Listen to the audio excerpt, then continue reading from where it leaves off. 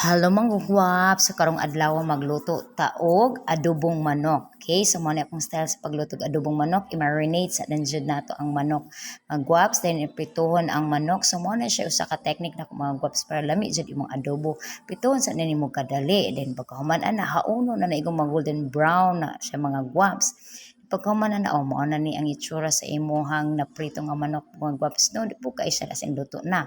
Pagkahuman na imo nang ibalik sa lahat, tas dungagan na imong tubig mga gwaps. Hangtod na siya magbukal-bukal.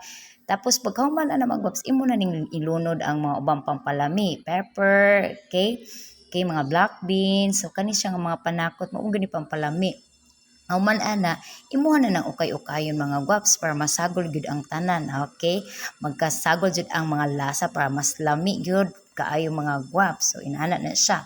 Pagkahuman ana mga gwaps ug ukay-ukay nimo, mukuan na siya mga gwaps, mingon ani na siya o nahubas-ubas na gamay. Pagkahuman mabas-ubas na gamay, butang nagsuka, okay? So mao na niluto na.